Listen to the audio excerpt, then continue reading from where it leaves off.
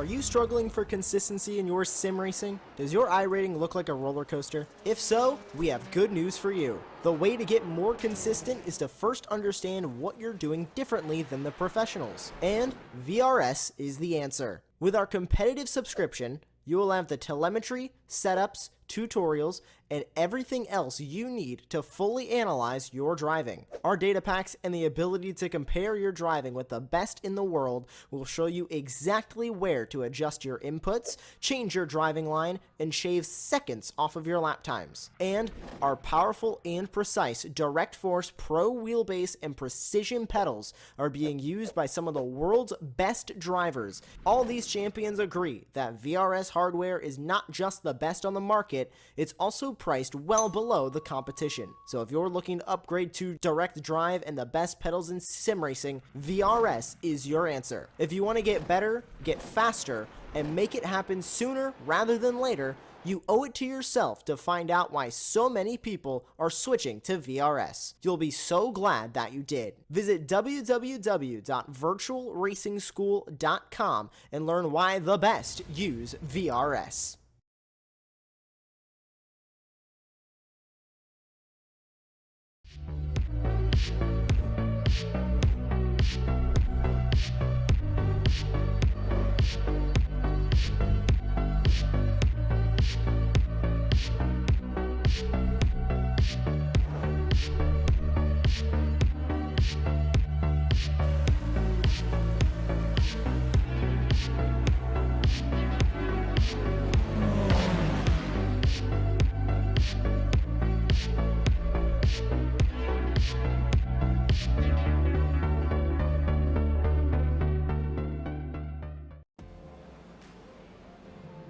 Hello and welcome to Apex Racing TV and our coverage of the Apex Racing Academy Formula 4 Championship Round 4 from Interlagos. My name is Sam Fitzpatrick. I'm going to be bringing you through the action tonight with John Robertson operating the cameras and bringing you this stream on our YouTube channel. Like I was saying before, this is round 4 of the championship. I've already got quite an established front runner in the series so far. However, there is plenty to be fought over for each individual race of victory, and of course the lead in the Pro-Am and the Am championships. We are currently in a 10-minute qualifying session, and well, the drivers have already completed their outlaps and are going to soon be populating the timing tower. But before we go through too much of that, I think we have an opportunity to go through our championship standings so far this season, and this man has been absolutely dominant so far. He has really run away with the points up to this point, and he is over 100 clear of Lennart Schnabel, his nearest challenger. 111 points the difference, quite something.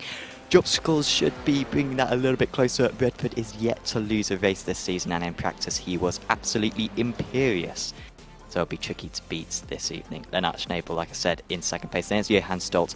Kai-Tiago Marto, who missed the previous round, he is tied with Isaac Arvidsson, who was another driver, I believe.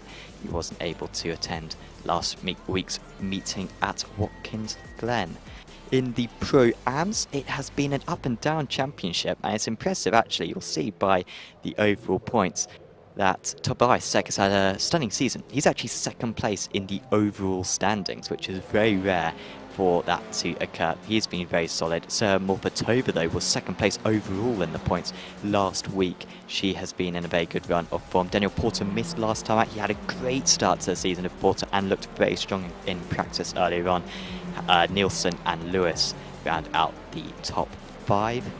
Watch out for Bunn as well, actually. He's been very quick this season. And Philip Russell is at the head of the AM's most consistent drivers so far. However, there are plenty to offer him as a rival. Laszlo Burr, Dorian Arroyo, who's had some very entertaining races so far this season. Brali Charney, who was super quick at Watkins Glen, wasn't quite able to put it onto paper in the end.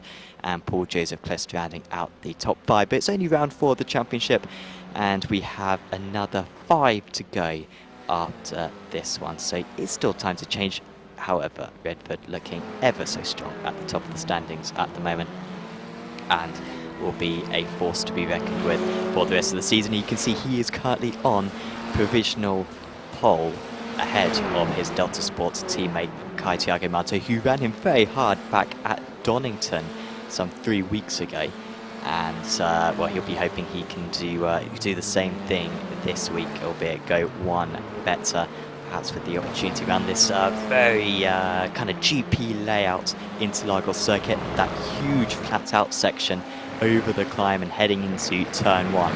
Going to be a lot of overtaking, a lot of draft chains, and the run to turn 4 as well is pretty long as well. But of course you've also got the middle part of the lap, and with the high altitude as well of the circuit, you need to make sure that you have good performance through the corners, a bit of downforce, even though your top speed is also essential. Redford going even faster, 0.2 of a second clear of the rest of the field so far, and Marteau just running in front of him on circuit. Redford not running too close to him, there might be Sec a couple of seconds just in front of him, and not feeling the need to get too much of a tow at the moment. We are currently watching Oliver Bunn. Great to see him back after missing last week. Very competitive driver, isn't high up in the standings, had a crash at Donington which really cost him bad, but he is currently up on the Pro-Am pole.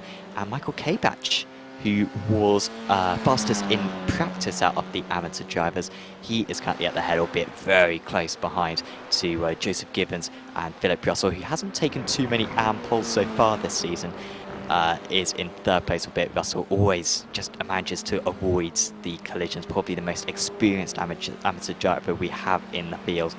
And watch for him to go up the timing screen in the time we have remaining. 4 minutes remaining of this qualifying session, and then we will head over to a couple of heats. Half the drivers will be entered into Heat 1, half the drivers entered into Heat 2. The top 8 drivers from each heat go through to the A final, the rest go through to a B final, and whoever can finish in the top 4 in the B final also go through to the A final. So 20 drivers will take the grid for the final meeting of the evening. You get points for all the races, but the A final is where you get the big points, and that is the one that the drivers really want to win. You can see there the Dutch driver Swemstra moving up into third place. Let's see if K-Patch can improve his time as well. Would be good to get up ahead of a couple of the Pro-Ams if possible. But maybe that was just an outlet, and he is now going to line it all up. Hasn't got a draft ahead of him, albeit it doesn't seem like too many drivers are doing that. There are a couple of teammates out there who you would suspect might want to go down that route, but we're not seeing too much of it at the moment as the drivers start really their penultimate lap. 3 minutes to go, and you have got to complete the lap before the 10 minutes up, and that was a little bit sideways for Humantis. That will be compromising his run all the way down to Desiga de Largue at the end of this straight. And still in these F4 cars, which do pack a punch, but compared to some of the other vehicles that I'm sure these drivers have driven in the iRacing simulator, will feel a little bit tedious around parts of this very wide circuit. Still, the front runners all out on circuit. We've got Lado and Schnabel back into the pits. They will not have time to put in another lap. You really need to be near the end of your out lap right now if you're going to be able to do another lap. Marteau's going to get another lap. Fortunately, he's just got over 2 minutes on the clock. 1 minute 30 lap time, or 1 minute 34 lap time that we have around here.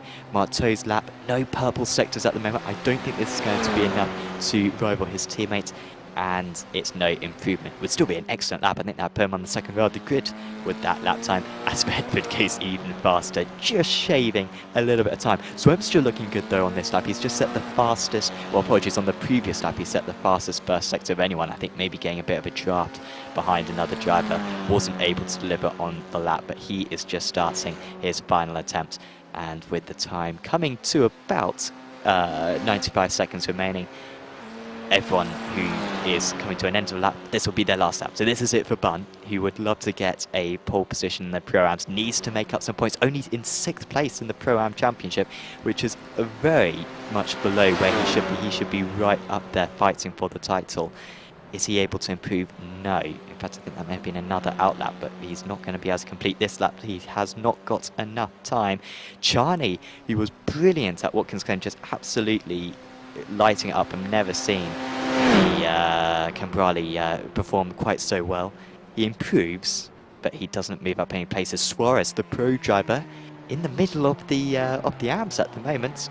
He does improve though, up into 16th place overall. I imagine the racing forces, drivers, racecraft should help him out a little bit later on. We make up those positions. He'll be entered into Heat 2 should the positions all stay the same, all the odd drivers going into Heat 1, all the even drivers going into the other. Marteau, is he able to improve? Doesn't look like it. Redford also not able to improve. Zwemstra, was he able to improve? No, he wasn't. In fact, that was a poor lap for Zwemstra at the end. So seemingly tricky to get that final improvement. We've only got 10 more seconds to go.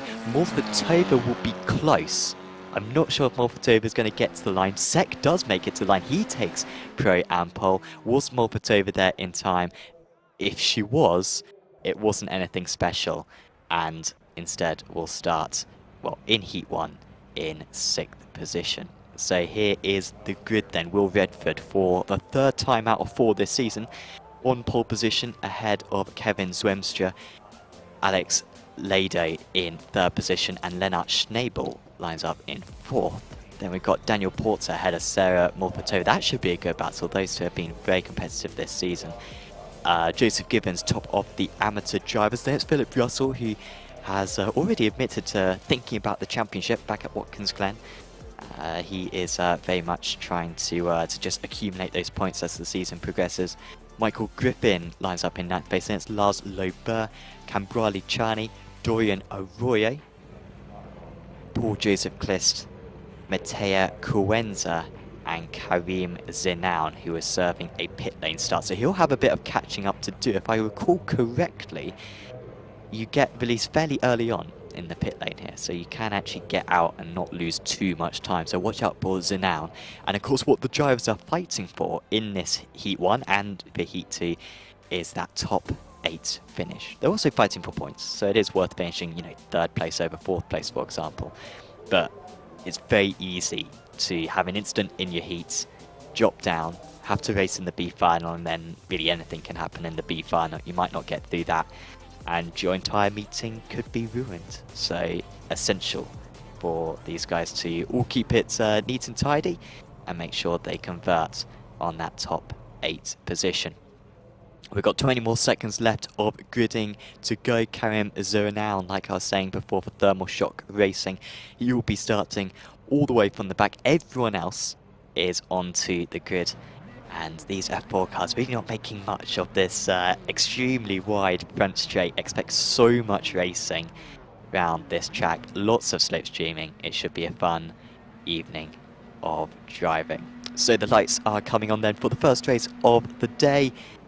And away we launch. Will Redford from the pole position. It looks like it's a good start for him. He'll stay ahead of Zwemstra, who's just trying to hold on to that 2nd place. The Alcantech driver just behind us, Schnabel, trying to get involved as well. I think Zwemstra was a little bit late to turn in there, trying to help out his teammate, but they all stay in the same order all the way down to 10th place. Great start for Cuenza. He's up 3 places. Must have been an excellent launch for him. A bit of a gap forming behind Morfatover because Russell has got ahead of Gibbons, and that is now the amateur lead. And you can already see there's Zinaun coming out of the pits, and he is well and truly not lost any time right there. He's right onto the back of the field. Schnabel having to go defensive against Porter early on, as they will soon head into the more tight and twisty sector 2 of this Interlagos lap. Griffin trying to stay ahead of Gibbons as well. There is Porter trying to get past Schnabel. He will have to wait in behind, and he moves around this part of the circuit. Becomes much more tricky. Gibbons actually losing a couple of positions there. He's now down into 8th position and losing touch with Russell and Co. And he's just trying to have to hold off Michael Griffin right now, who's got the inside line on him.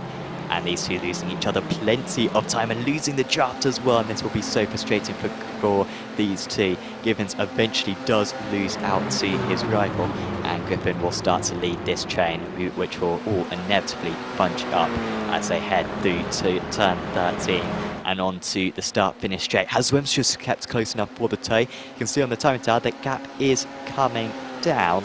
A little bit tricky to tell necessarily if that is the draft. Of course, could be different downforce levels, but at least the rear wing's looking very similar on those top 2 machines. as we have to cross this line for the first time this evening. Bit of a lock up there. That's Schnabel still having to go defensive against Lado, who gets the cut back. Is there going to be contact between the two of them? There is, and Schnabel's into the wall. David Coulthard, 2008 style right there, and that is a big hit for the Spaniard, who has not enjoyed a great season so far. He will drop to the back. He might take his fast repair and re-enter the circuit, but there is very little doubt he will be in the B final and the back of the B final as well, where only 4 drivers will progress. So a big hit to one of our big hitters in the pro category. Russell is trying to get past Schnabel now, who of course made that contact.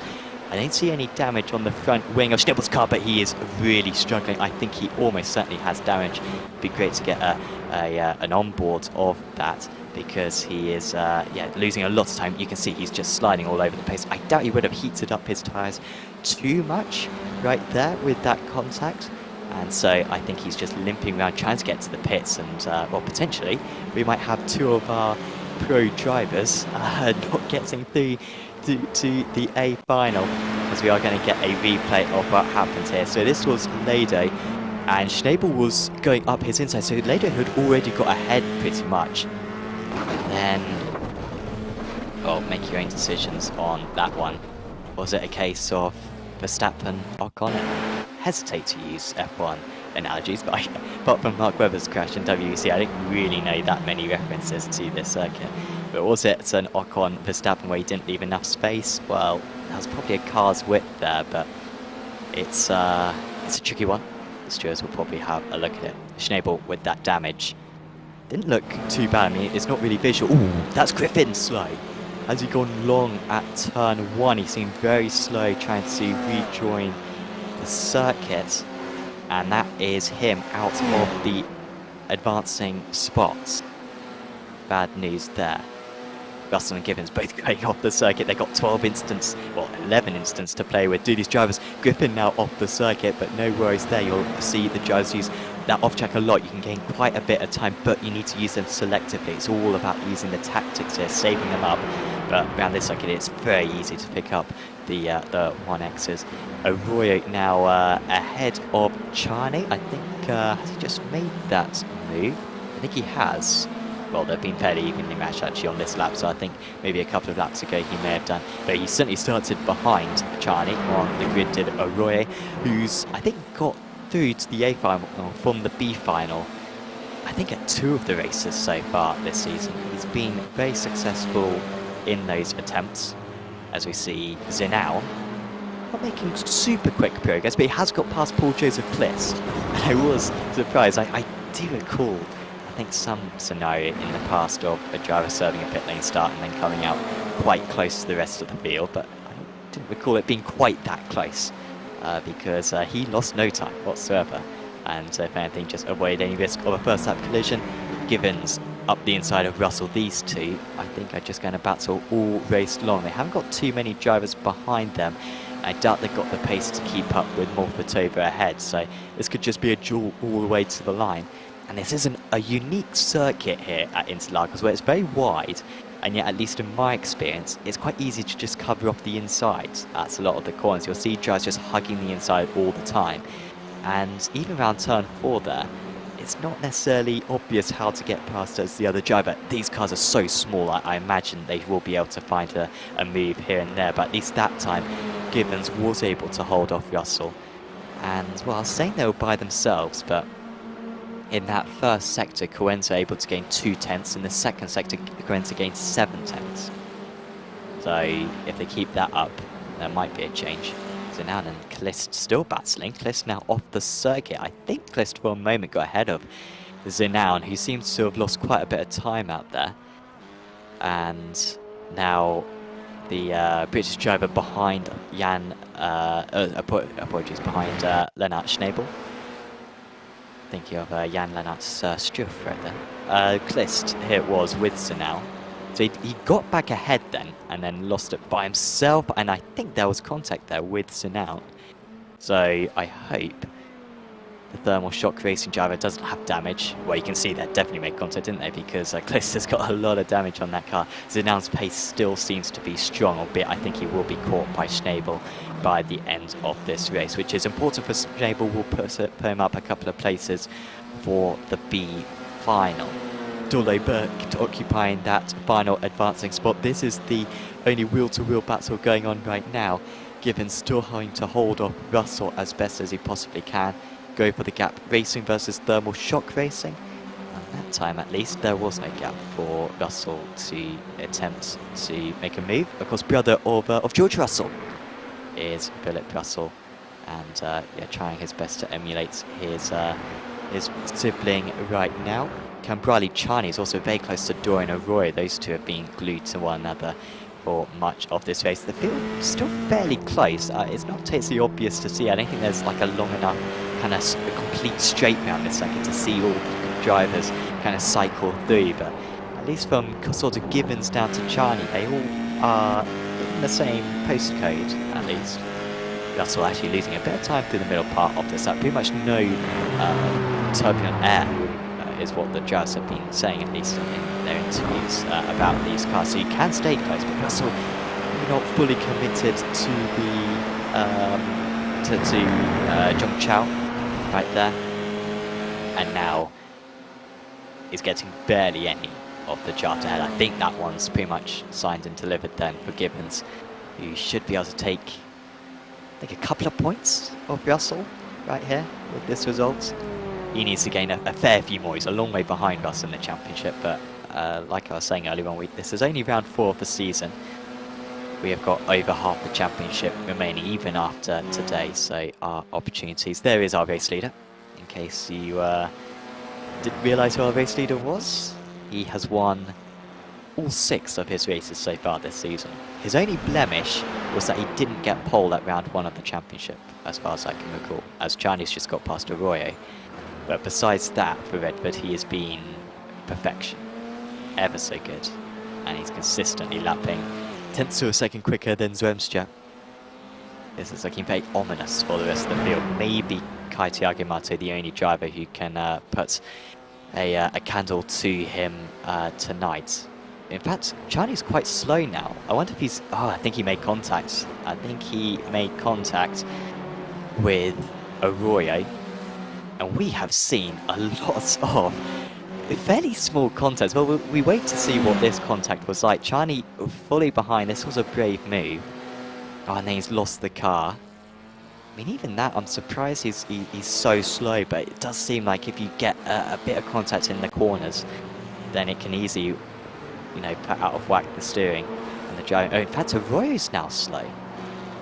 So was Arroyo just slowing down to let Chani pass? I mean, I don't think that's a very good strategy there, because Chani's slow because of damage, at least as far as I'm aware. But now Arroyo seems very slow down this straight, so I'm not sure what's going on. There's no point in pitting now, just limp around, because we'll lose 20 seconds taking a faster pair. But Arroyo is taking his faster pair, and Zenown as well. So absolutely crazy. Schnabel, despite a pit stop, back up to P10, and it means that Lobert is now in the top 8. But will he hold on to 8th place? Because Griffin is really close to the back of him. Griffin was within the top 10 earlier on, made a mistake, but he was 4 tenths faster on that previous tour of the circuit. And so Doyle has belief that he could reclaim that pivotal position. Zenown and Arroyo, by the way, also close up there, despite both taking a faster pair. I don't think there's going to be any change here for Griffin unless he can get the run to the line, and this is very much a circuit where you can have a run to the line. Up there with Phillip Island and maybe Road America's the best opportunities to do that. But this man doesn't need to look behind him. He is miles clear, and it is going to be 7 from 7. But the championship leader, Will Redford, extends his championship lead, and his grip on this championship has no sign of loosening. Zwemstra in 2nd place, Porter with a under the radar 3rd place despite contact earlier on in the event. Apologies, it wasn't contact with him, was it? It was Schnabel and Lado who made contact. Givens, top of the AMs. Loiber did beat Griffith and gets through. And that could be big because you got already Schnabel and Lado in the B final.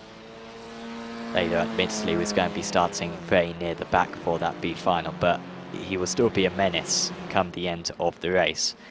And so that's, you could argue that's 2 of the positions already filled, so that is really important for Lars Loiber, who is 2nd place in the Amateur Championship. He would be delighted that he could get those points on the board.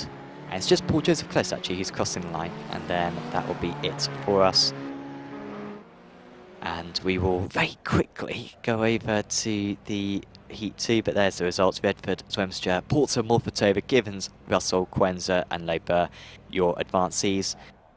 And the rest did not make it through. The grid, though, for Heat 2, it's all new. Marteau up ahead of Yomantis. Zek, top of the Pro-Ams. Him and Bun should be very close to one another. Bun needs to start beating Zek to bring himself back into championship contention. Hans Morgan Nielsen lines up in 5th place. There's Michael K-Batch, who's looking very strong tonight. Andy Lee lines up in 7th place. Then it is Pedro Suarez, Garrett Spence, Dan Palmley, Jamie Tukey, Nick Polliard, Jackie Wong and Jose Arroyo. A few strong drivers, Jackie Wong in particular. Watch out for him from 13th place. He's usually very quick as long as he gets on the grid, because he's the only driver not on the grid at the moment. So he does need to get on the grid if he's going to give himself a chance, but I think he has a pit lane start actually served as Wong, so that would explain why he is not griding up. But we've already shown pit lane starts isn't a penalty around this place, so watch out for him later on. He will be very dangerous. Marteau versus Diamantis on the front row of the grid. Heat 2 at Interlagos is underway. It's a good start for Diamantis. He's going to be very close to Marteau heading into turn 1. I don't think he's going to quite go for it. Happy to stay in behind for now. He stays ahead of Sek. There's Bun taking a good line through turn 4. Might be able to pressurize the couple of drivers ahead. K-Batch getting ahead of Nielsen and actually dropping a lot of time there as Nielsen. He's already down 2 places and he might lose out to Andy Lee as well. Sek having to hold off Oliver Bun straight away down into turn 4. This is for the Pro-Am lead, and Sek holding the inside line. He's going to push his rival ever so slightly off. He is ahead, heading into the double right-hander at Ferradura. So Sek in the podium positions still. Suarez up into 5th position already. It was a poor qualifying for the pro driver, but he's already up 3 places. It's the Portuguese. He is going to be onto the back of these 2, I think, fairly soon, especially if they can continue to fight. As very wide there, is that Suarez? I think that is Suarez, just inexplicably going extremely wide, lost a bunch of time, and I think making a bit of an impact to K-Batch and Lee, who had to slow up in order to avoid him as he rejoined the racing line. So Suarez might be the one giving these guys a bit of a tow. I think we might see 4 wide by the end of the pit straight, honestly, because this is a long queue behind. Marteau not quite getting, well, it's a similar launch to be fair to what his teammate got earlier on, but Diamantis looks facing down the straight, and you can see on the time tower he is making up time right now, and that is what he needs to try to do for this entire 10-minute race. Stay close and maybe pull off a move right at the end if he's going to take the race win. Nielsen into the pits, Wong into the pits as well. I didn't see any incidents between the 2 of them, but that's a setback immediately, and Wong would have been dangerous had he had a clean race. Marteau going right to the inside, trying to break the jar from his rivals. No breaking the jar for Sek. He's leaving himself vulnerable to Bun. And Sek is just about going to lose that position. Bun up ahead, but now it was the better run. He got a 1x for that, did Sek, but he got better propulsion from the turn 4. And he is ahead going through Ferradura. Tilde does not know when to give up, does Bun. And similar to the previous lap, these guys battling alongside one another for most of the first half of a tour of this circuit. But they are now 2 seconds off the lead. Suarez not with the pace at the moment to catch them back up. If anything, he's going to be looking behind him at K-Batch quite soon. Despite that good start, the Racing Forces driver not moving forward, so that's very wide there for Sek. if anything, that might help him out here because there's just no run here for Bun. He's immediately on the back of his rival. Can't really generate any momentum there, can't gain any overspeed. And instead he's just stuck right behind, also close to the lead. But we'll stick with these guys because this is much more likely to change for position. I think Bun's using the side draft there, maybe a slightly lower downforce setup as well. They are dead level heading into turn 1.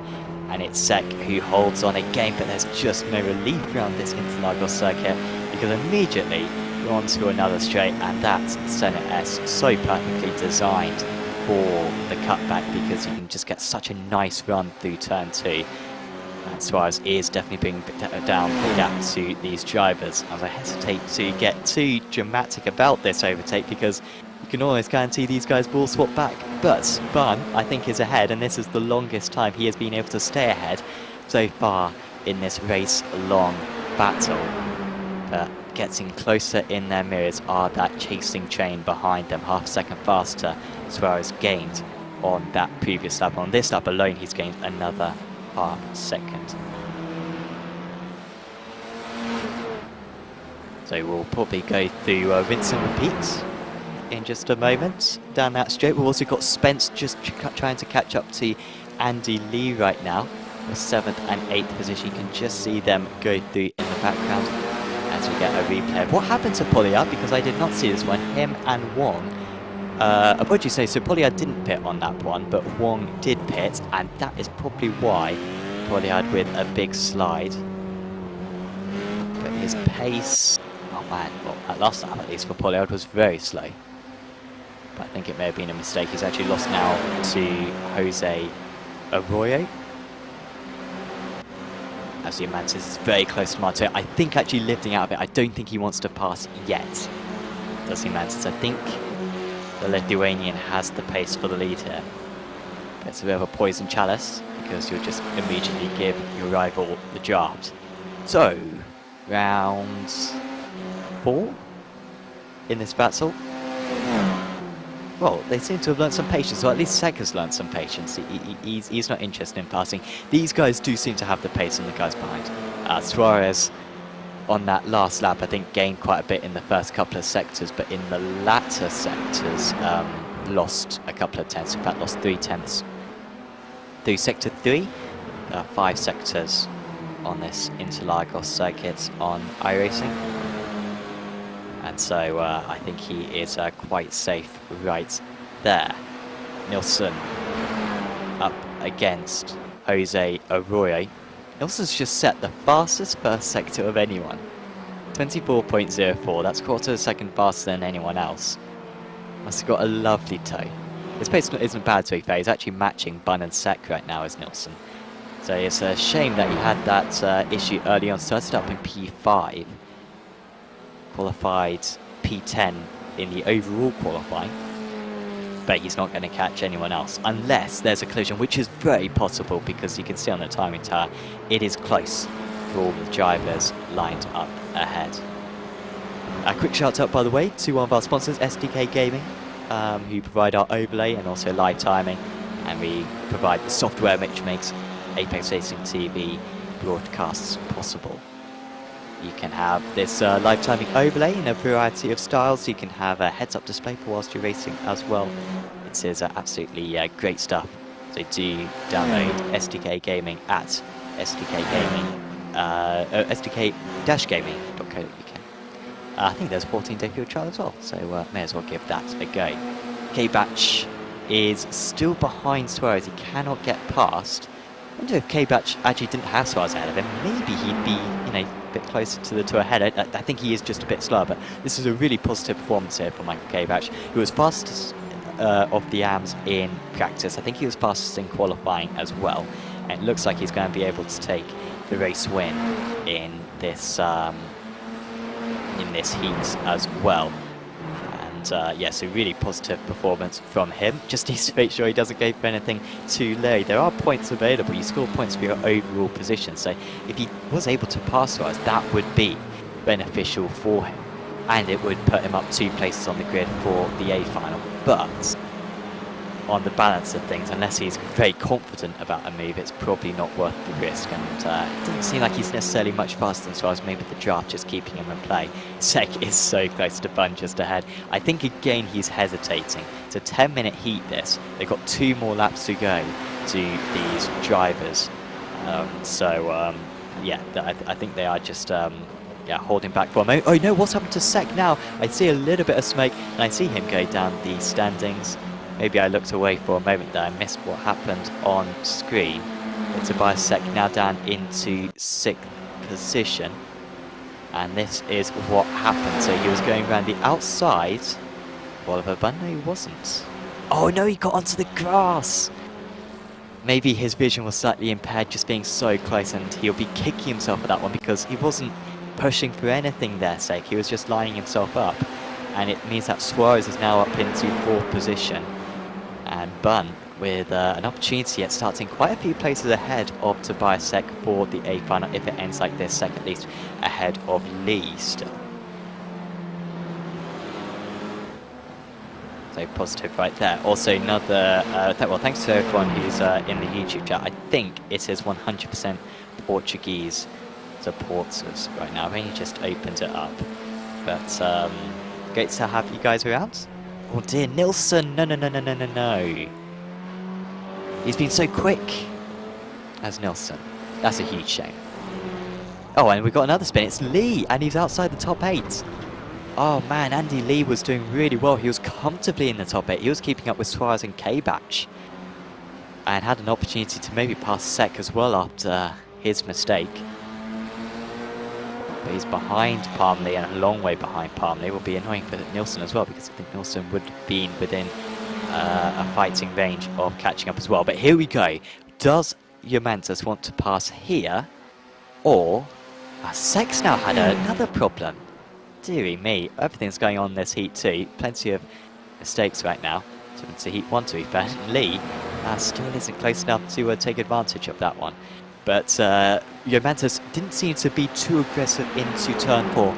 It seems as though he is confident he can get the run out to Jung Chao and onto the run to the line. It must be something like 20 seconds flat out up to the line, which might be enough for him to get the draft and get ahead. He is staying as close as he needs to be. He needs to be probably 1/4 of a second behind coming out of Jung Chao, and you cannot be close on this. He could even go for the move into Jung Chao potentially and just try to put his rival slightly offline. He's looking to the inside. He's going to commit to this one, Izzy Mantis. This is high risk stuff, but this is not going to give him the exit that he needs. He's going to have the shorter line, but to me at least, it looks like Marteau has got the much better exit, but Juventus just shaving those extra few meters off. He's going to have to dip back into the slipstream though if he's going to have any chance at this race win. Marteau hanging on to the race lead still, which is hold on for the entire race. Marteau wins heat 2, and Juventus, well, I was saying that the move into Jung Chao might be a wise one rather than waiting for it in the end. Marteau was just so good through that final corner that he was able to hold on. Suarez does beat K-Batch, Spencer Palmley, and Sek holds on to P8. Nilsson passes Roy. That's important because that gives him an extra couple of places on the grid for the B final, which might be the difference between him advancing into the A final or not, as we get a replay of what happened to Andy Lee just a moment ago.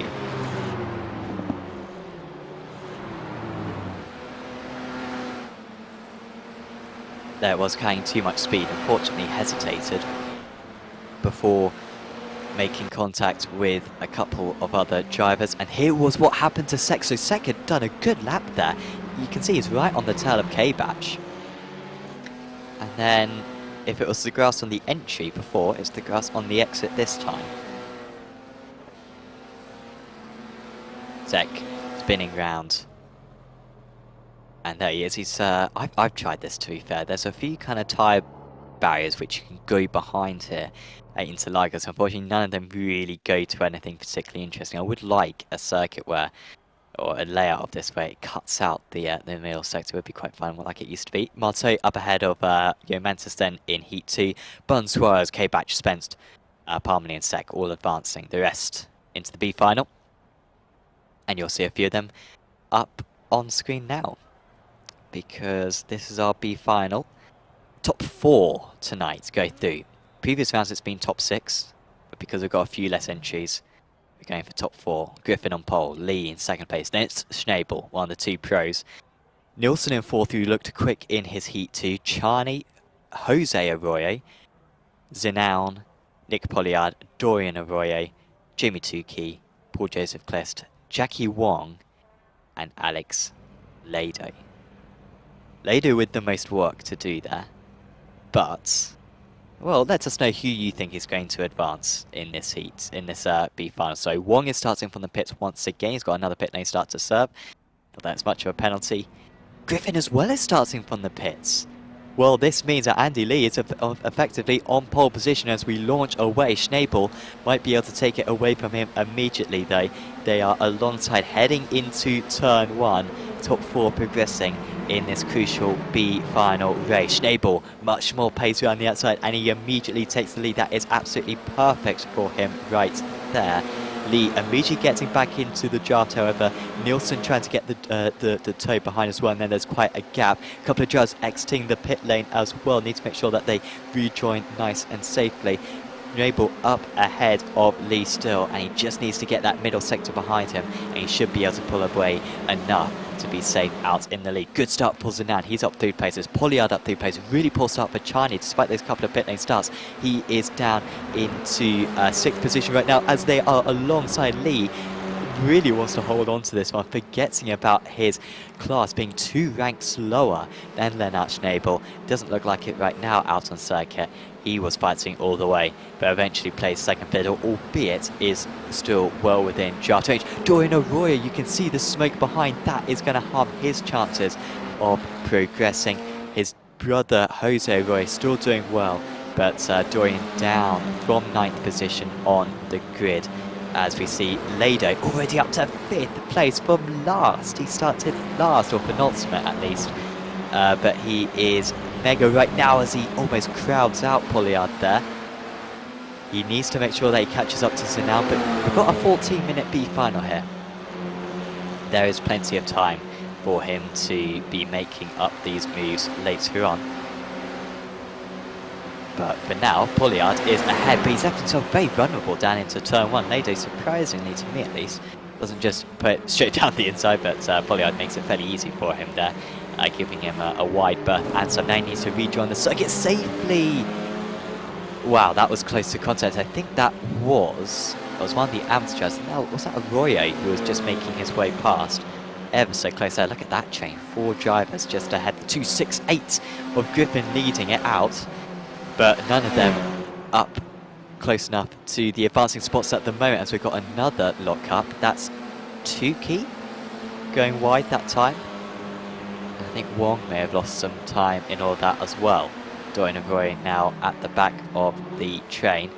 There's Schnabel. He's not pulled away. And in fact, we've got a very established top 4 now of Schnabel, Lee, Nielsen and Zenan. And this might be what it is like for the rest of the race. Now, what these guys need to do, and maybe I'm an armchair expert, all these guys are better than me, certainly Schnabel and some, but they need to work together and make sure that they advance here, because they've got the very quick Lado behind. Remember, Lado qualified, I think, in P6 overall, so one of the fastest drivers out there. I think out-qualified all these drivers, maybe not out-qualified Schnabel, but the rest he definitely did out-qualify, so he will be onto them. So I imagine Lee will probably just wait behind Schnabel here. I don't think he's close enough for a move anyway, but that, even if he was close enough, would be wise just to wait in behind for a later opportunity. Here comes Tukey. He's going past Klist.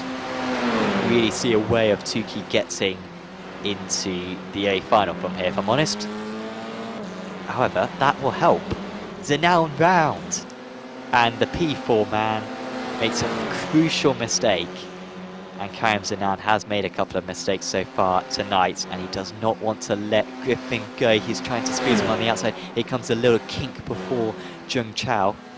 Apologies, that's not Jung Chao. Interlagos, of course, but round goes Griffin. Oh dear. Well, he'll want to fly away from that one, and he's sort of coming back on a little bit awkwardly as well.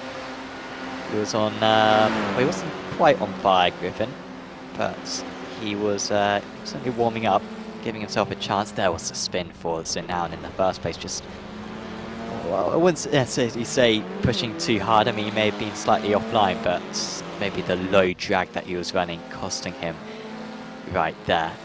Rear grip not keeping up with him. And right now, honestly, that top 4 looks fairly established. Even with best part of 10 minutes remaining, I'm not sure if that's necessarily going to change rounds. You should keep on watching though, because we've got the A final later on. But they could still all change, and of course there could be a similar mistake to what Zenown did.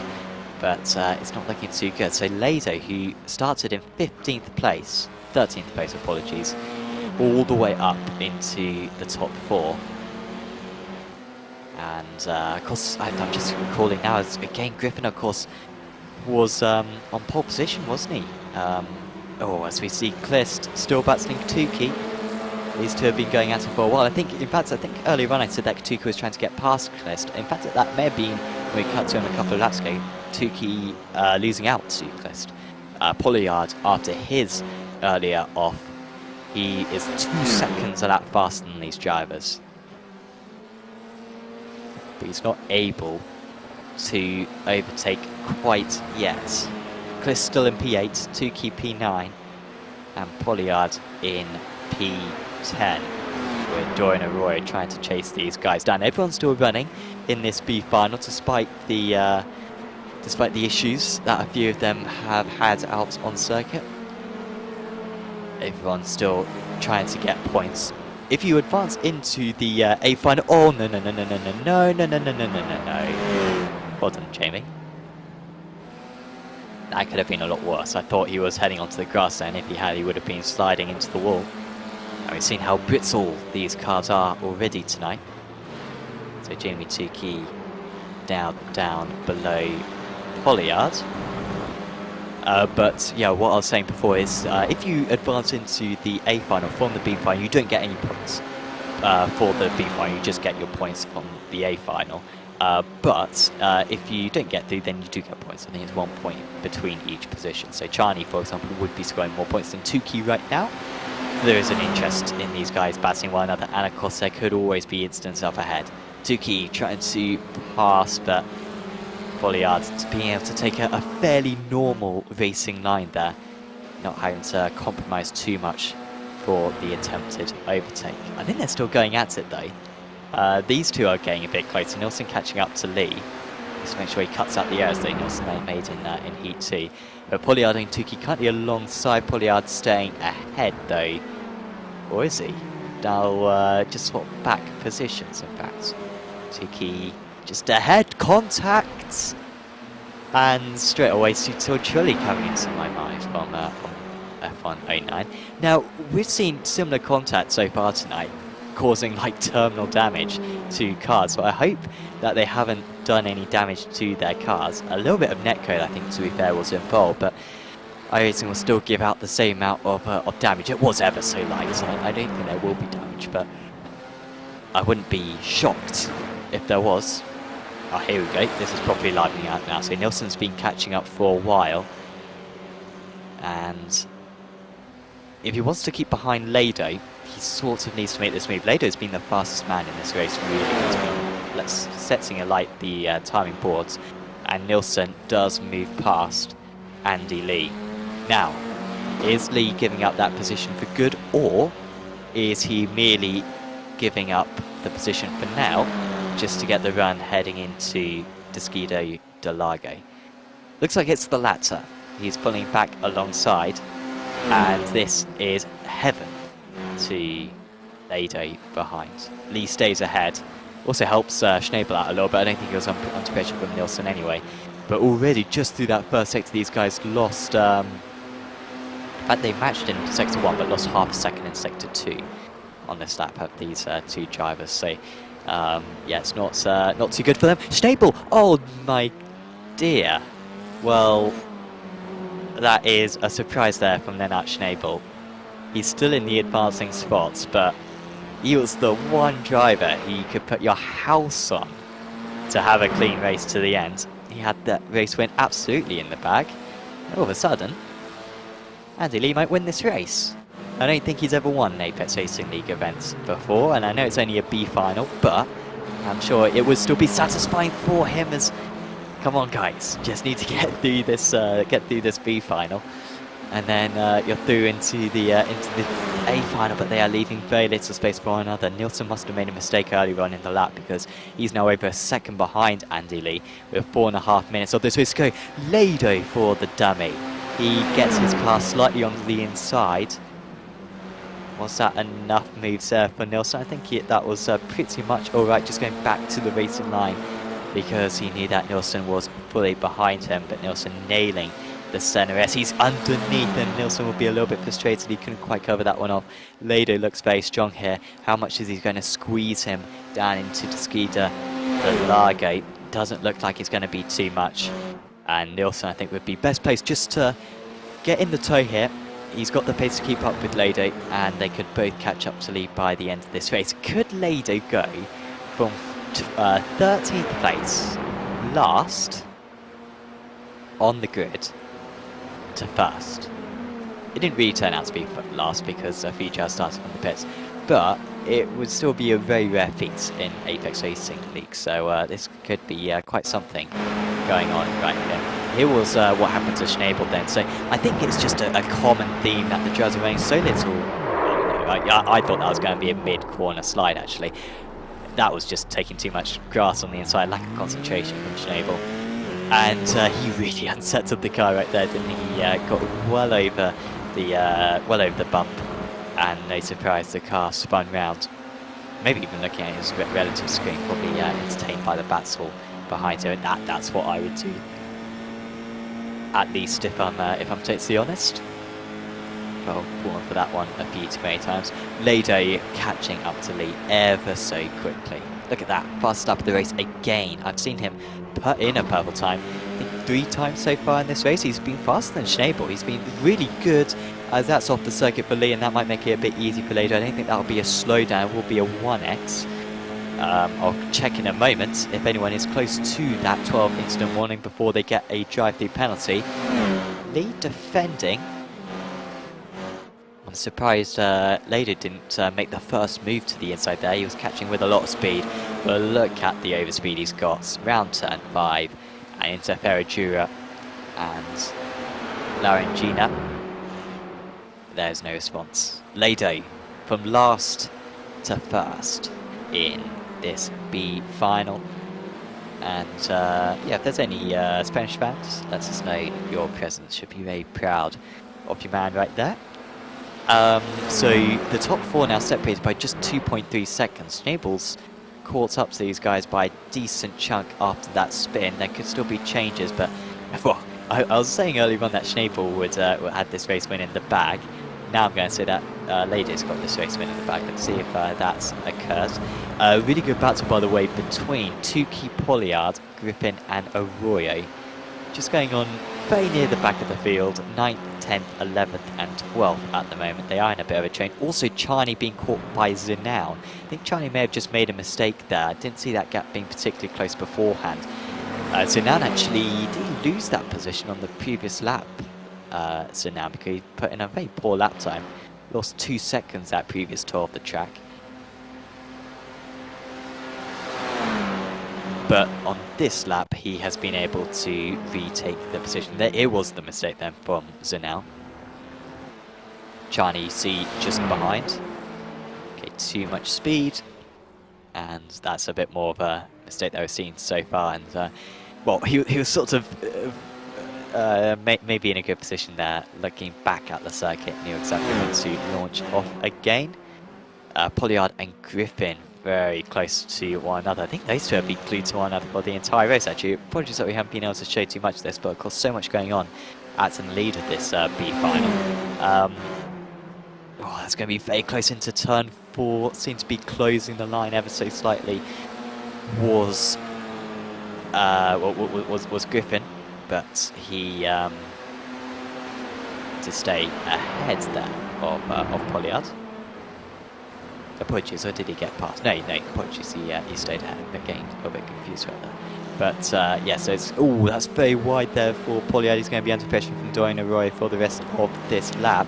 But we're going to have to go back to our leader, maybe go back to our second place, because Lado is going to win this race from last, which might well be an ARL first. Congratulations to him, epic stuff. Lee, Nilsson and Schnabel pretty much going to be... Oh no, Lee had to come to the pits. Has he got a drive-through penalty for incidents? Well, that is a crucial mistake if he has. I'm going to try to look at it right now. He does. He has 12 incidents, and I'm sorry, Andy, that is not going to work like Schumacher at Silverstone.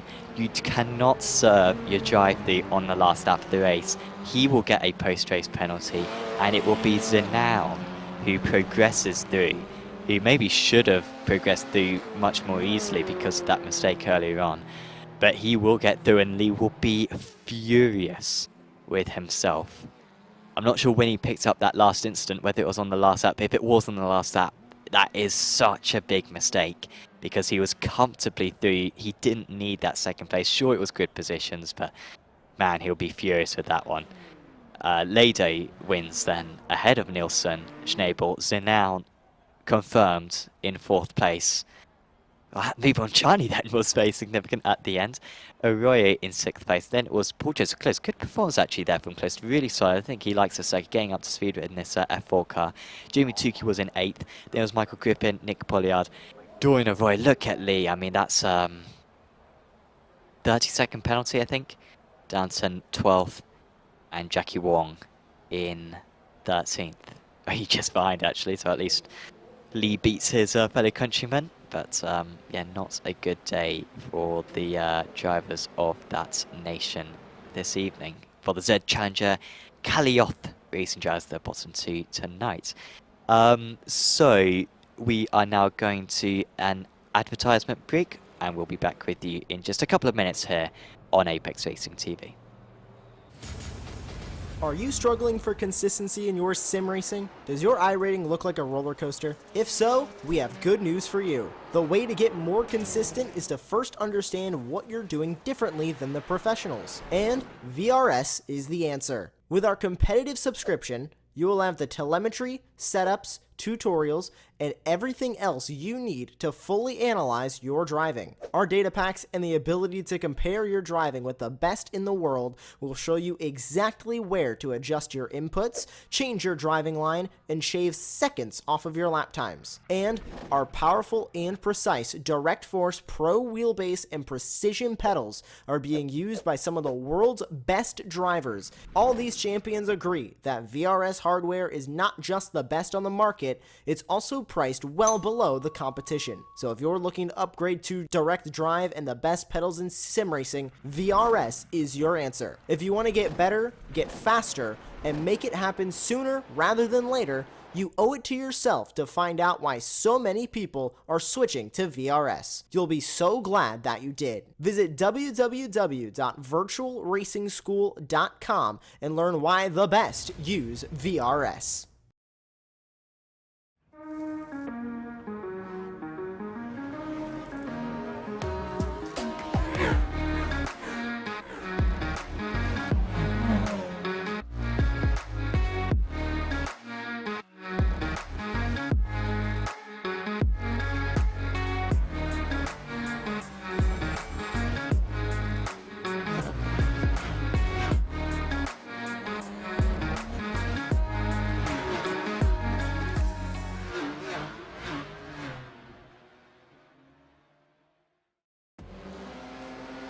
Welcome back to Interlagos and round 4 of the Apex Racing Academy Formula 4 Championship. You were just seeing a couple of advertisements. Big thanks to them. Shout out to our title sponsor for this series, Apex Racing Academy, offering 29 data packs for a variety of cars, one of them being the Formula 4 car, but also rallycross cars, prototypes, GTs, and all sorts. Check out apexracingac.com to get yourself a subscription and get faster on iRacing. Will Redford on pole position, then ahead of Kai Tiago, Marto, the 2 Delta Sport drivers qualified 1 and 2, and they are on the grid with one another in this A-Farm. Then it's Wemstra, Yomantas, Porter top of the Pro-Ams, ahead of Bunn, and Molfetova. Great to see those three properly battling one another. They have been great this season. Then it's Pedro Suarez who'll be close. Given's top of the AMs with K-Batch and Russell. Great trio again. Great to see all these top drivers in the categories with one another. Spence, Coenza, Parmley, Loper, Sek, Lede, Nilsson, Schnabel, and Zenow. Those bottom four progressing from the B final. The lights are on for the final time this evening. And we are away. Good start for Marteau. This is going to be close between the two Delta Sport drivers. You can see, I think that's Sek trying to go right to the inside. Really close racing down into turn one. But Redford was able to hold on. Apologies, it was Diamantis diving down to the inside, almost making contact with the pit wall. But he wasn't able to get past Wemstra. And immediately the teammates are storming out in the lead. No changes in the top 9 so far. Spence up ahead of K-Batch. Poor start. In fact, good start for Tobias Sek right at the back. He's up 4 places already from his race start. And for once, we don't see any drivers darting out of the pits on this opening lap of the race. Wemstra still ahead of Diamantis, but he's going the long way round. Great work there from Diamantis. He'll pick up a 1x, but he will not care one bit in this 18 minutes A final. And he is finally ahead there, and that could be an important move. Porter trying to overtake here. There goes Bun up the inside, but Porter holds on to that position.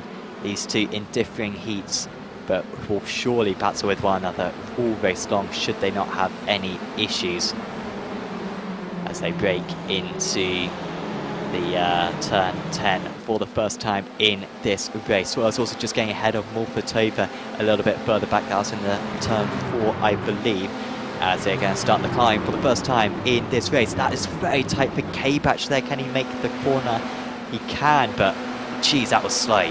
Really slow for K-Batch, and he's going to lose 3 positions right there. Sek up into 11th place. He's up 5 places from his race start. Sek wants to win in the Pro-Am category tonight. He made a mistake in his heat. He has got the pace for at least a top 10 tonight, but he's going to have to get offensive. Here comes Mateo Coenza. Haven't seen too much of him so far tonight, but it's Sek who stays ahead of the circuit. Up ahead, that is Bun, and Bun's made a mistake as well. Coming back onto the circuit, it is so tricky over the grass. You've also going from quite a steep drop to going completely flat in just a moment, and that has caught him out. Russell just going ahead of K-Batch, by the way, but Gibbons is miles ahead now in the amateur categories. Parmley and Co all battling amongst themselves. Nilsson yet to make too much progress. He's starting once again from the back of that. He's going to go from last to first in this race. But so Redford leading the way ahead of Marto. Diamantis will be a little bit frustrated that he was so occupied with battling on that lap point and wasn't able to stay in the draft of the 2 cars ahead, and it will be mightily difficult for him to catch up by the end of this race. But we've got an almighty train behind, I think, Garrett Spence right now, and pretty much from then on it's just a long old snake, and we've got a couple of pro drivers in the mix here. Lede and Schnabel getting through from the B final. Oh, that's slow for... That is Spence on the inside. He must have had a slide there, and he's gone from the front of this. So I think 5 cars down, and it might be 6 soon, because Russell is going to try to get past Swirl. Look, Russell so good at avoiding the mistakes. Comfortably the championship leader, despite not winning too many AM races. Wow, we've almost got 3 wide heading into turn 1. Tried to pick this one out. Coenza is ahead of Lede still, but still behind Sek. Still got a little bit of a draft though, fortunately, from the driver ahead. Here comes K-Batch and Parmley alongside one another, and they've also got Nilsson catching up a lot. Russell's on the inside. I've also got the 188 of Schnabel trying to do his best. Trying to spot all the overtakes as they occur. It was quite a mixed up grid with the amount of issues we saw for drivers in the heats, and so understandable that we've got quite so many moves right now. Russell finally ahead of Spence, but now Spence is going to have to look behind at Zenow, who was fortunate to get into this race in the first place. But he has had a huge slide there.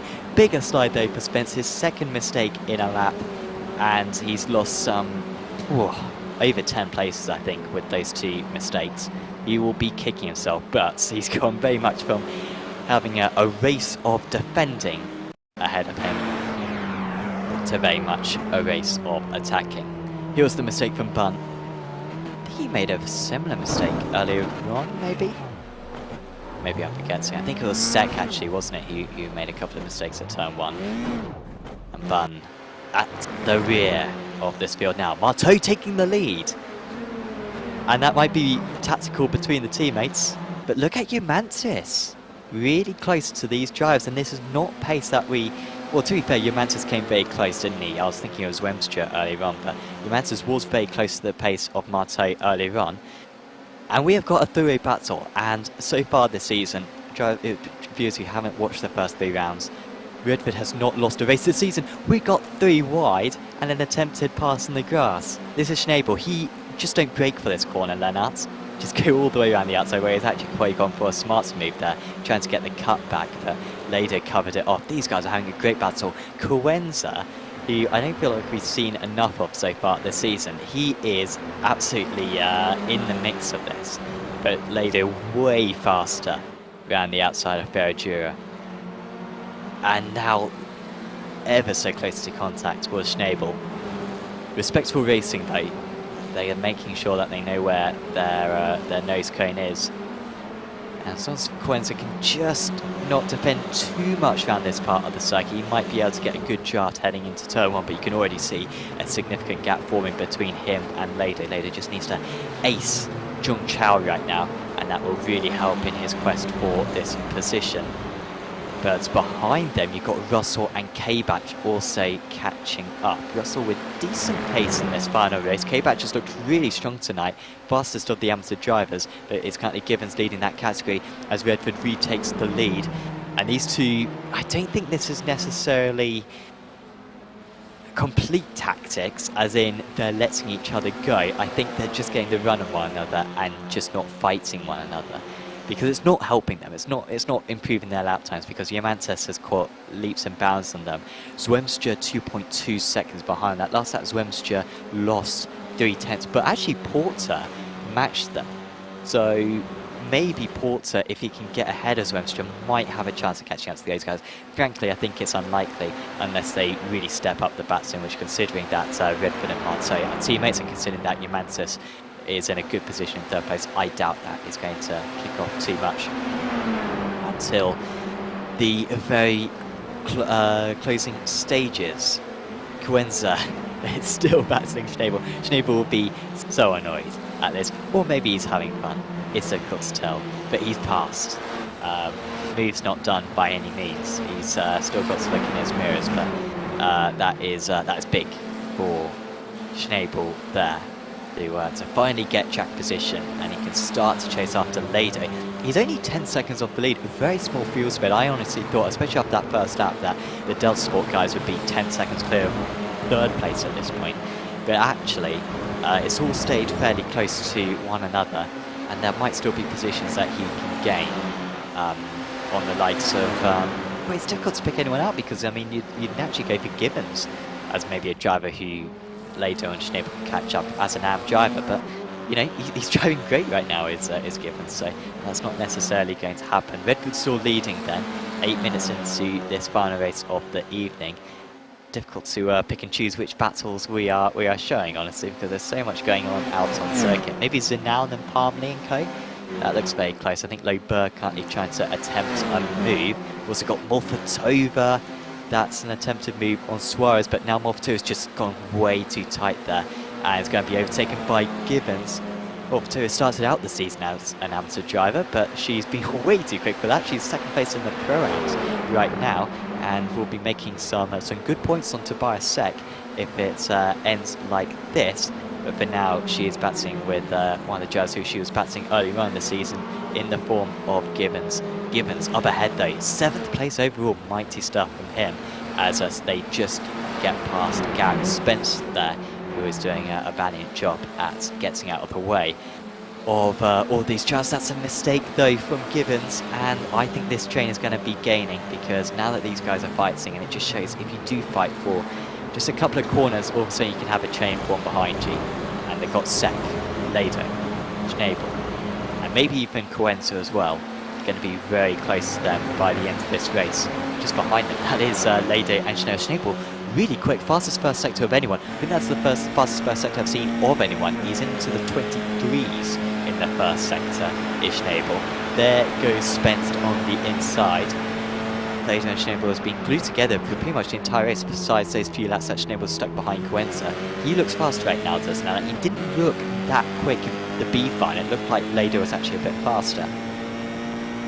But, right now, I mean, look at this.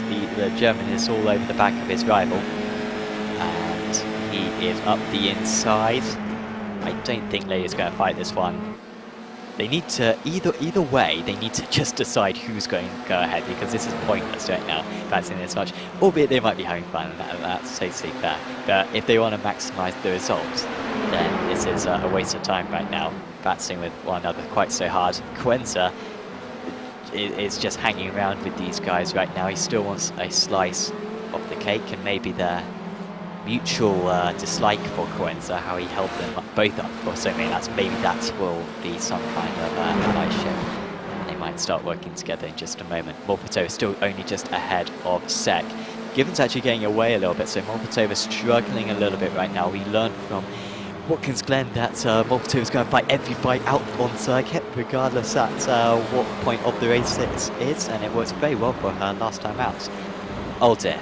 Oh, that's a huge shame, because Coenza was having an absolute brilliant battle with Leder and Schnabel, but that has come to an end now. Morphetova versus Sek. Sek trying to make this move. He had a problematic heat. He only started in 16th place for this A final, but that is a lovely move. Textbook stuff through the center S.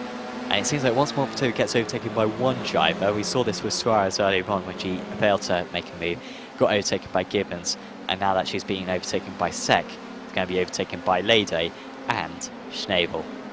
So disappointing for Morphetova to drop outside the top 10 for the first time in this race, down 4 places now from her race start. But good news for Leder, who, considering that he started last of the B final runners, the fact that he is now into P9 in the A final is quite something, and they could certainly catch up to Suarez. Suarez is still in 6th place here, but you can see how that gap to Porter has extended, and Suarez has been pretty much race-free in the past sort of 5 minutes since Morphetova made that mistake.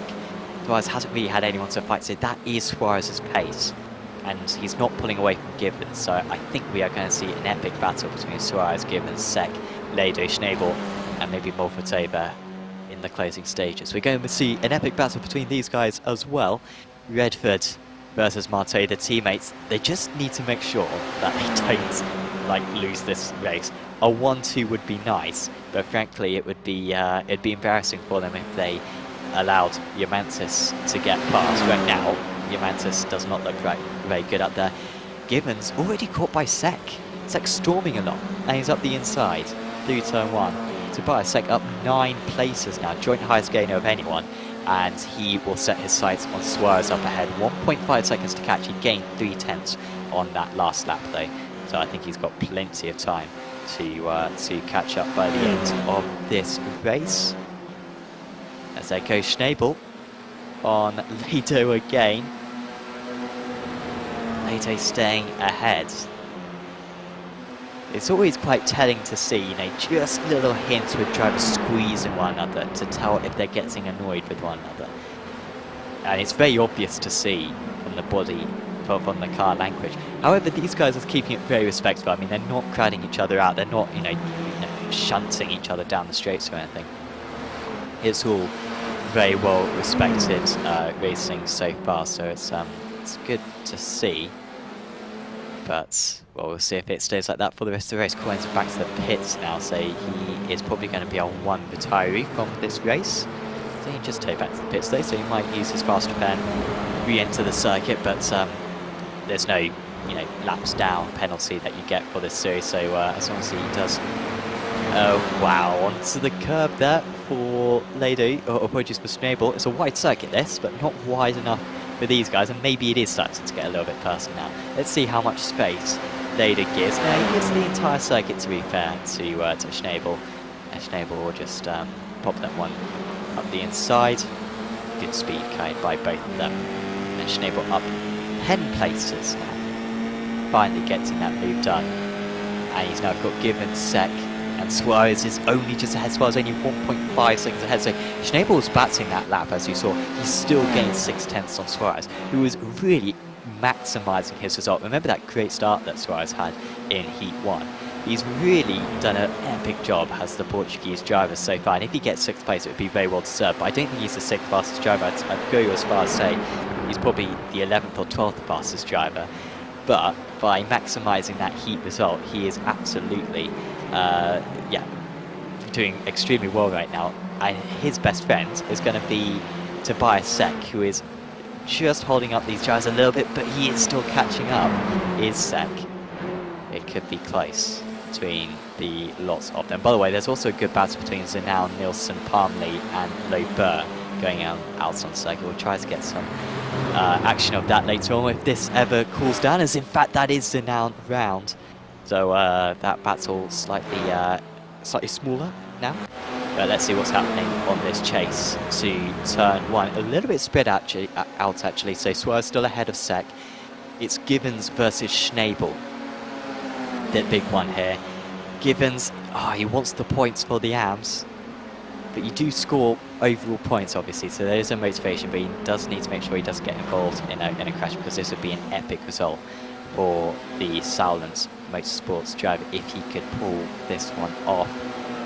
And he's gone toe-to-toe with Lennart Schnabel there. I think last season's F3 runner-up, remember. Schnabel, excellent driver, hasn't quite had the same competitiveness in the F4s, but whoever's driving for Alcanteco is always going to be a danger, as that is an epic move. Brilliant stuff there from Lennart Schnabel. He was putting a lot of faith in Givens to not run too wide there, and Givens did oblige. He's down to 10th place. Givens really killing his momentum. He lost out to Lado as well in all of that.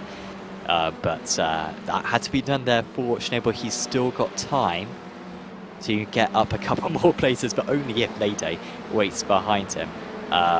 Schnabel needs full attention on what's going on ahead, and Suarez getting closer and closer to that P6, but he's only 6/10 of a second now clear of the drivers behind. We're going on to the final update. It's Will Redford leading the way ahead of his teammate Kai-Thiago Marte, and this is where the gloves come off. At Donington, we didn't see it erupt. We saw them just follow in line for the entire race.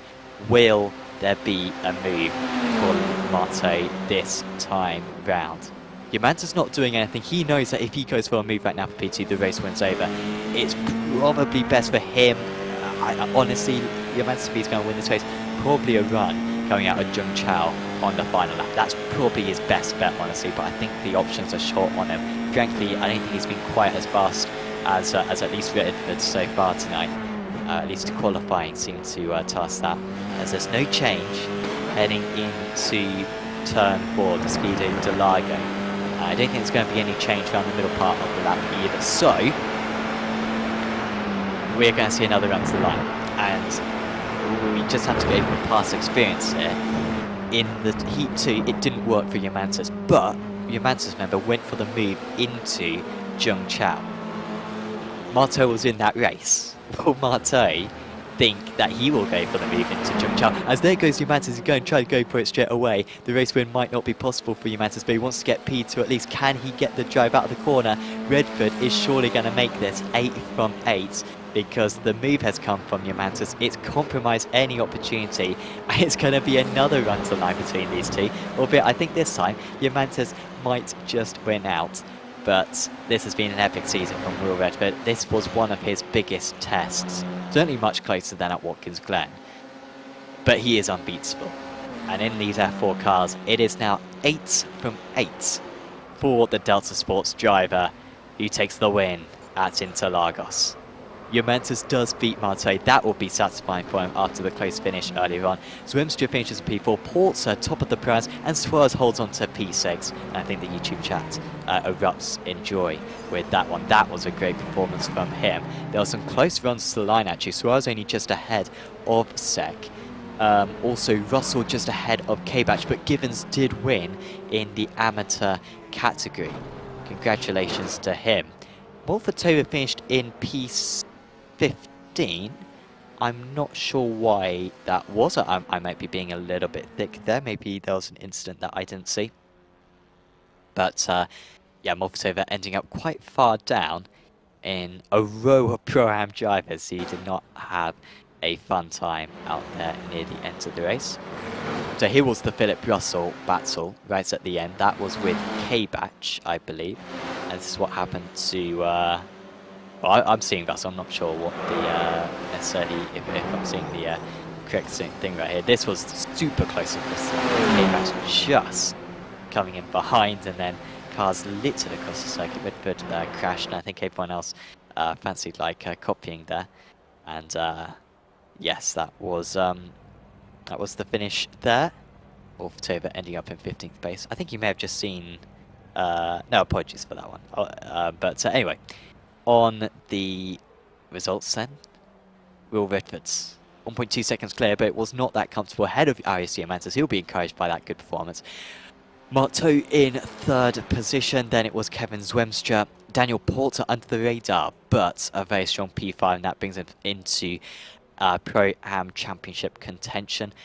Pedro Suarez was in 6th place. Epic performance from Suarez, and I think one more lap and he may have lost a couple of those places, but he absolutely maximized that performance, did Pedro. So that was impressive. Tobias Sek in 7th position. There was Lennart Schnabel, Alex Lado, and Joseph Gibbons was top of the amateur drivers. Well done to him. Could have been higher as well for Gibbons. He was ending up in P7 for most of that race, but it was an ambitious move from Schnabel, which kind of killed his momentum. I think he would have been overtaken eventually anyway.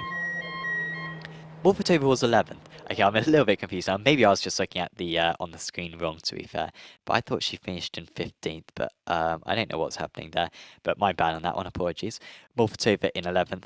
Russell in 12th. Then it was K-Batch, Palmley, Lober, Nilsson, Bunn, and Spence. And the last two, Zinown and Coenza. That was a big shame for Coenza having such a good time. Zinown with an up and down day. Mainly down, because he had very good pace, but fortunate to get into the A final, but will be disappointed that he couldn't do a bit more with it. And yeah, the two thermal shock racing drivers with a disappointing A final. We'll be going to the interviews in just a moment, but a quick shout out to another one of our sponsors, Virtual Racing School, for sponsoring this broadcast. Virtual Racing School offering 50+ data packs for road and oval racing. Those data packs including setups, track guides, data analysis software, and one-on-one coaching. Particularly their data analysis software is so useful. Compare your telemetry to the telemetry of a real-life, apologies, not a real-life driver, a pro-level driver, even better. And then really pinpoint exactly where you are losing time on each week of the official series that you pick. So certainly visit Virtual Racing School as we see that big slide there, which we missed earlier on. That was epic there from Redford, and that is part of the reason why your Mantis was able to get back within draft range then earlier on. So that was a little bit of a question that I had earlier on, but does explain it a little bit because he was absolutely sprinting away in the early stages. So we've got a few interviews ready straight away, and I don't think there's any question of who we drag in first. It's our race winner, 8 from 8, Will Redford. Maybe, well, yeah, you can't change your race number to 188. Well, that's against the rules. But anyway, the 142 is serving you well. It was a bit trickier, though, tonight compared to Watkins Glen. Do you think you're the fastest driver out there, or do you think your Mantis or Marte had the slight edge? It's hard to say, you know, because when people are in draft behind you, they're always going to gain more. I think if you look at practice times and qualifying times, I was a few tenths quicker, but like I said, when you've got people behind you in the draft, then they gain 3 or 2 free attempts down the straight every single time. It's hard to say who is quicker and who's slower. It's a big what if, but were you fancying your chances on that last lap, or do you think if Marte had got the run through Zhengchao, he would have had you on the run to the line, or do you think from experience that you would have had enough pace to hold on to the checkered? I think it would have been close. Me and Marto were on very different setups. He was on a a higher wing set, and I was on literally the lowest you could go on the wings. I was on 0-0 wing, so I was a lot quicker down the straight than what he was, and that's why he didn't gain as much on me down the straight as what he would on another car, which I think is what helped me out in the end. Just keep the pace up and keep the gap consistent. But that was the closest that he had been the entire race on that last lap, and if it wasn't for Mantis sending it up the inside, he might have had me, he might have not. You know, it's hard to say without the situation happening, but I would have liked to think I would have kept it, but you know, I can't say without it happening. I like to think that I've got like a good knowledge of like every race which has ever happened in Apex Racing League. But I think, and I'm not fully confident about this, I don't think we've ever had a driver who's won 8 races in a row. I mean, we've had certainly 4 in a row, maybe 5 in a row. But 8 in a row is absolutely immense. I mean, surely, I mean, the championship, frankly, I mean, you've pretty much got it in the bag right now. Surely the motivation right now has got to be to continue this win streak, because this is stuff of legend. Yeah, I mean, I am quite a few points ahead, to be fair, than second place, but it's really just see how many I can keep going. You know, I'm going to get beaten at some point, whether that's by Marto or Tobias or someone else. You know, I can't say, but I want to see how long I can keep it going, and maybe we can go the whole season, but I doubt it. It's going to be tricky when we get to some draftier tracks. Well, 8 down, 10 to go. It's possible. It is possible. I would not bet against it. Congratulations, Will, on the race win. Is there anyone you'd like to give a shout out to? Yep, as always, shout out to you guys for the broadcast. Shout out to my dad, I'm sure he's watching, and probably my mum as well. And big shout out to Marto for turning up this week and doing well with no practice. So big shout out to him. Awesome. Thanks for having a chat with us, Will. And best of luck to make it 10 next time out. Thank you. Will Redford there. Your double race winner tonight, once again for the 4th time this season. Next up. Well, you know what? I don't think we had a chat with Cambrali last time, so we will bring up Cambrali. Always great to have a chat. Cambrali, congratulations out there. You were close to that A final. If I recall correctly, 5th place, I think, in the B final, but you must still be pleased with particularly that B final performance. It didn't look like you put a foot wrong. Yeah, it was pretty close in the end. I really struggled this weekend, to be honest, at this track. I was hoping that I would have a bit more practice time, but my team was only able to help me purchase the track, I think, on Friday. So we had very limited running time, and just coming here, I think the idea was just to keep it clean and bank as many points as I can to hopefully finish top 3 in the championship by the end of this season. So I'm very happy that nothing happened. We didn't have too many big incidents, and was just able to get it to the end. And fortunately for me, I don't know what happened with Lee, but he finished behind me, and that puts me up into my very first AM class win, and I'm super stoked about that. I can't believe it, and I think my team will be celebrating this for the weeks to come. That is excellent to hear. How have you found the Formula 4 car compared to the Formula 3? Do you prefer this category of racing? No, I'm only racing because my team said I should be racing. It's such a difficult car to drive, and but that's really more just because I think I like discipline. It's more on my part than it is the car's fault. It's just you have to be perfect to get it right in these cars, and I'm struggling a bit, but I think the potential to be that and to be quick in this car is there, so I'm just trying to put my head down and keep focused and get the job done. Well, we wish you the best of luck for that one, Cambrali. Is there anyone you'd like to give a shout out to? I'd like to give a huge shout out to everyone that's been supporting me over the last few weeks. We've had such an unbelievable turn in events with my career and everything that's been happening. So I want to say a huge thank you to my team, Daniel, Lars, my sponsor, Sasha, and everyone that comes on these streams and that supports us relentlessly. A huge thank you to all of you, and this win is dedicated to you people. Thank you very much. Awesome. Thanks for coming up to the comms box, Cambrali, and see you back next time. Thank you for having me. Cambrali Charney there, finishing, I believe, 5th place in the B farm, but like you said, top of the amateur drivers in that race. as we will now have a chat with our A final amateur winner, Joseph Gibbons, who joins us in the commentary box. Joseph, what a race that was. Thank you. As an amateur driver, mixing it with the very best in the pro category for passing that race. It felt very good. I bought a VR headset yesterday, and so I was getting up to speed with it. So before I was using a single monitor, and racing with that is so hard. I have to leave so much space, but now I can race really hard. So it's been great. Yeah, I can imagine. It seemed like there was absolutely no let-off in that A final. I mean, you were just always in the mix. Yeah. I mean, was there a certain driver that you had like a particularly good battle with, or were you just, fighting a different driver on every single lap? I think with Sarah in the beginning was pretty good, and then afterwards I started to I felt like I was being a little aggressive and immature in driving, so I wanted to kind of just sit behind and hopefully build a gap behind. I didn't realize it was the second to last lap when Schnabel came around the outside, so yeah, that was a little rough, but it was very fun. Absolutely, yeah, it looked like really good racing out there.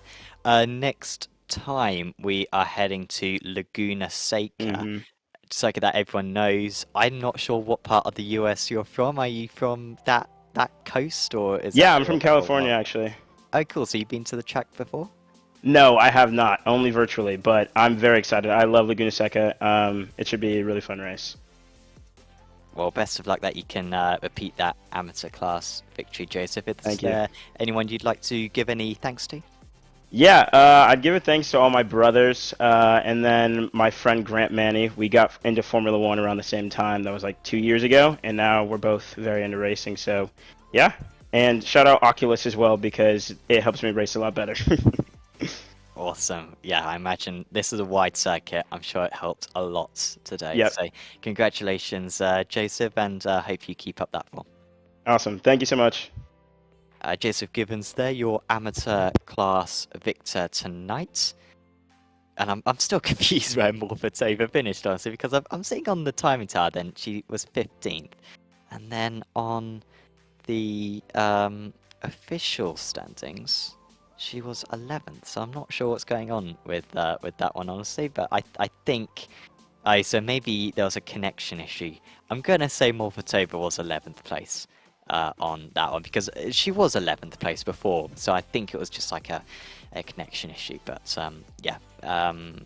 it doesn't matter too much. We still know our overall class winners, Redford, Porter and Givens tonight. That is pretty much all we have time for then on Apex Racing TV. We will be back, of course, next week for the same format, and that will be at Laguna Seca, like I was saying before, and then of course we're at Atlanta, Spa, Nürburgring and Alton Park to round out the championship. If you have enjoyed this broadcast, do leave a like on it. Then you're more likely to get recommended our broadcasts in the future. Subscribe to the channel and click on the notification button so you know whenever we go live. Check out our social media pages as well on Twitter, Instagram and Facebook. Join our Discord, join the Apex Racing League Discord as well. If you want to sign up to this championship, go visit apexracingleague.com. Along with our GT3 Championship and Pit Championship and Porsche Cup Championship as well, which will be announced fairly soon. But that is all we have time for then, so it is 8 from 8 then for Will Redford, and we will see if he can make it 10 from 10 next time out at Laguna Seca. I've been Sam Fitzpatrick. John Robertson has been covering the cameras this evening, and we'll see you back in 1 week's time.